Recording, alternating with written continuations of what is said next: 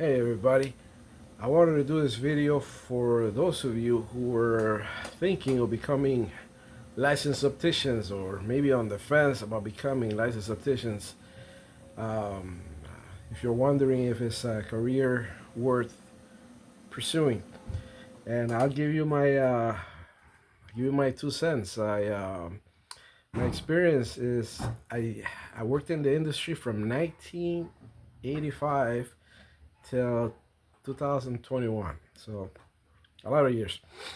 And during that time, I did a little bit of everything. I started at a finishing lab doing cutting and edging, tinting, cleaning, throwing out the trash, cleaning the machines, and I ended up my last year was with Walmart. Uh, but in between, I did a little bit of everything. Like I said, the finishing lab. Then I worked at a surfacing lab, which was uh, more from the beginning. It's like when you start making the lenses, it's like a hockey puck, and it's just that's where you grind the prescriptions on the front of the lens and in the back. Now it's more so the lenses are semi-finished, so all you do is you grind the lenses. You ground the power on the back of the lens. The front is already finished, so that's why they call it semi-finished. But back then, it was yeah, you would do both. It was facing out. It was facing that aspect was facing out. They started going more into during that time into the semi-finish, and the hooky pucks were going away. But I believe now the hooky pucks are back because now they have the modern machines that I don't know how they grind the lenses. Back then it was like a diamond wheel, and it would create all this mess, this foam. But I'm sure now it's more sophisticated. I think now with what they call the digital lenses, they are back to working with the pucks. It saves on inventory, so excuse me, it's good for the companies. Less inventory they have to keep. But anyway, so I did that surfacing lab. I tried a mobile optician for a while. Once I got my license, I did the mobile optician. Go to you, go to your place to get your bring the optical to you. I also worked with an ophthalmologist. Before I got my license, I worked in ophthalmology, and it was pretty neat because you saw all the ophthalmic procedures, and the doctor was really nice. He taught me how to do refractions, so that really helped me to become an optician. As far as I knew, it gave me an idea of what was wrong with a prescription. Like if somebody couldn't see with the new glasses, having the experience doing refractions, it aided me. It helped me help the customers. Um, so it's so a long time. It was during that time I learned a lot. Like I said, I worked in many places and with different people, different kinds, private, optical, chains, family owned. My family also owned. That's how I got started. My family owned an optical. Back in 1985. That's how it was. My family had a small optical. Then we ended up with two small opticals. But that's how I ended up in this field. But what I wanted to, I guess, what I wanted to say was my experience during that time. Would I recommend it? Would I recommend it to somebody else? And so I would say that I guess it depends, like anything else, right? But I will tell you about the work environment. The work environment is really good. You're gonna work with air conditioning. You're gonna work sitting down most of the time. You're gonna work taking measurements of patients to fit them with their glasses. You're gonna fill contact lens prescriptions, eyeglass prescriptions. You're gonna check the prescriptions that come in from the lab. You're gonna use one of these bad boys right here. This is the lensometer. So this is something that that you're gonna use. This is gonna be your best friend in the optical, and this is how you check the prescriptions for accuracy. The other thing that you're gonna use is one of these bad boys. This is how you take the pupillary distance of your customers, your patients. This is you could also do it with a ruler. Back in the day, we used to the PD ruler, PD stick. Some people call it PD sticks, but yeah, it's just a ruler in millimeters. But now this is more accurate, especially if you're gonna fit progressive lenses. But overall, this is a better route. This is more accurate. Um, but you still need the PD stick for the sec heights and all that when it's a bifocal or progressive lens. But anyway, so the work environment is pretty good. It's an office environment, and I would say the next thing to think about is the hours, and that depends if you're gonna go work in a private office. More than likely, you're not gonna have weekends, maybe Saturdays, and the hours in the day are gonna be shorter, maybe 9 to 5, 10 to 6, something like that, right? And if you do the chain like Walmart, then you're gonna have longer hours. When I first started at Walmart, they had longer days. I remember it was 9 in the morning to 9 at night, and what I liked about that schedule, everything has pros and cons. What I like about that schedule is I would do my work week in 3 days, because it wasn't really 9 in the morning. I had to open like at 8:30, and it wasn't really. I didn't really get out at 9 at night, because then I had to close, I had to clean, I had to do whatever procedures there were to close. So, but sometimes by the time that I closed, it was closer to 10 than 9.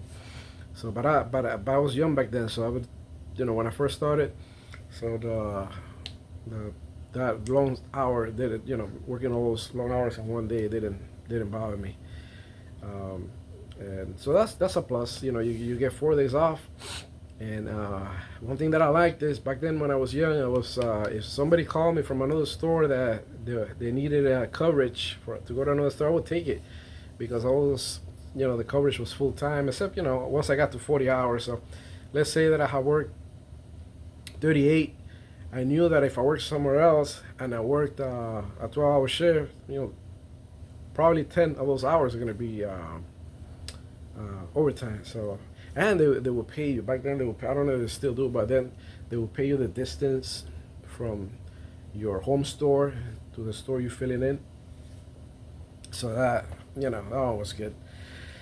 And the next thing will be the people. People, you're gonna work, like anything. You're gonna work with people that are very nice. Some people are not too nice. I know that I have a couple of friends of mine that actually met their wives through the job, while working. One of the doctors too. One of the doctors that I work with met his wife. She went to get an eye exam, and that's how they met. And then, but yeah, I had a couple of friends of mine that met their wife when they went to get their glasses, the prescriptions filled in. So, and I still have friends that I met in the optical that I still keep in touch with. So, it's good. You meet people, you meet people, you meet good people, and some people maybe you don't want to see again, but it's good. It's in that aspect you'll meet meet a lot of people. You have a lot of connections, and this is a niche profession. I don't think it's, in my opinion, it's not too big. I mean, there's only 20. I believe it's 24 states that require for an optician to be licensed in that state. I think they all require the ABO and CLE, the national test, but I think only 24 states require that, and Florida is one of them. That's where I'm at. And the bad thing about it though is that in those states you'll get paid more. Like here, I know there was a big difference between just being ABO and CLE and being licensed. There was a big gap in pay. And that takes me to the next one, pay. What are you gonna get paid? I think right now, like I said, I retired like in 2021, so 5 years, almost 5 years. Yeah, 5 years.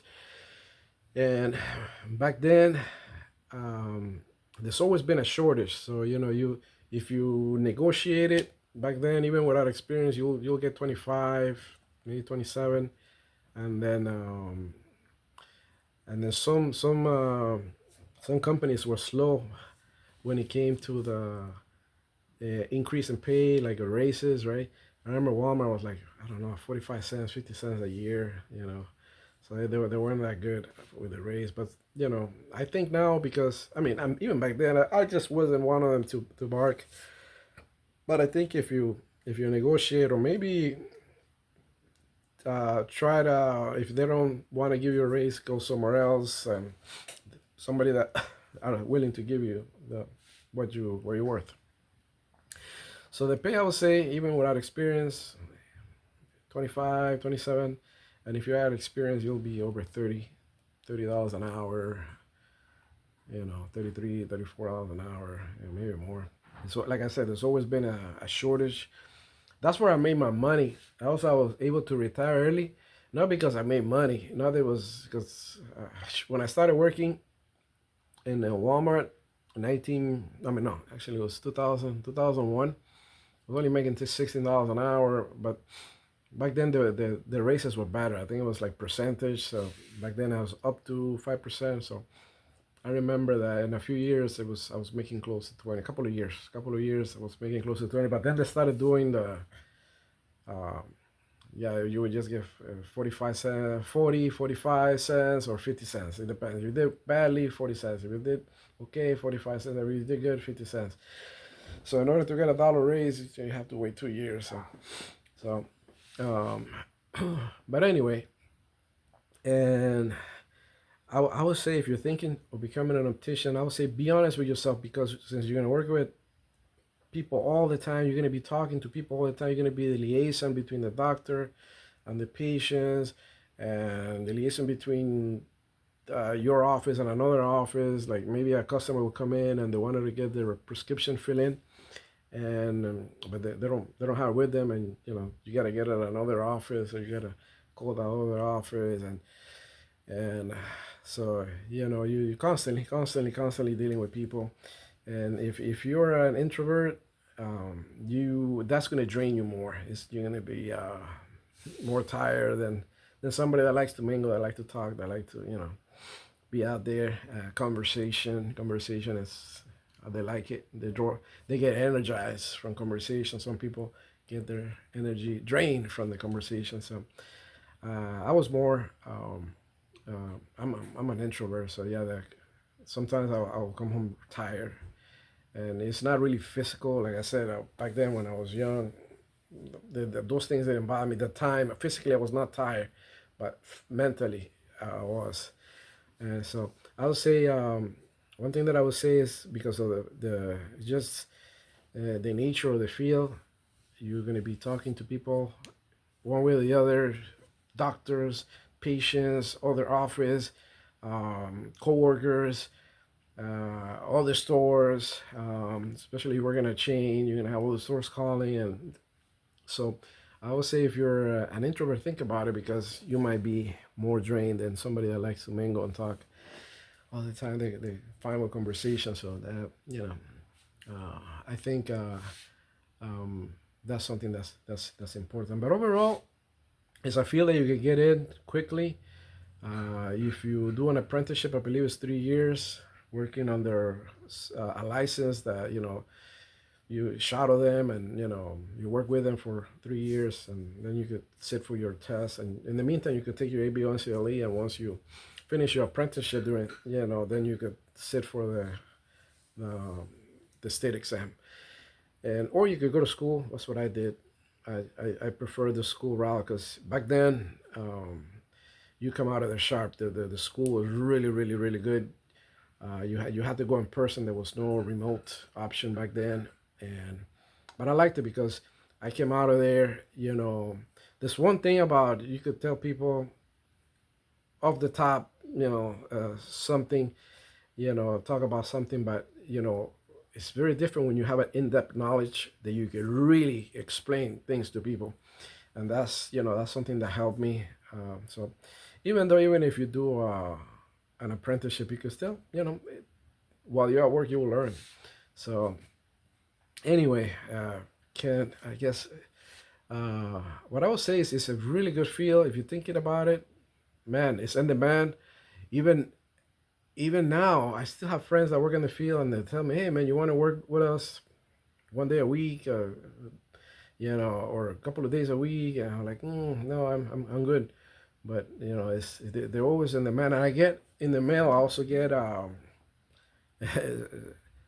is that called? Job offers from different places, BJ's, what is it, Luxottica. I get, I still get those advertising, and I got it during the time that I was working. I also would get it, and then every once in a while you will get a poacher from another company. When I was working at Walmart, and then say, hey, listen, I'll pay you more than what they're paying you here, and this. So it's a field that's on demand.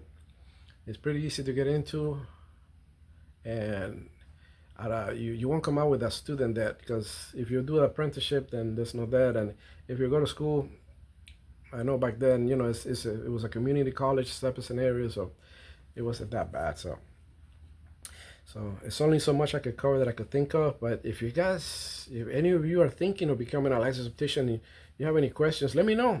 Post it in the comments, and I'll answer. I'm not a quick answer, so give me a couple of days. Sometimes I don't look at my computer, but if you have any questions for me, let me know. All right, guys, thank you so much. Bye.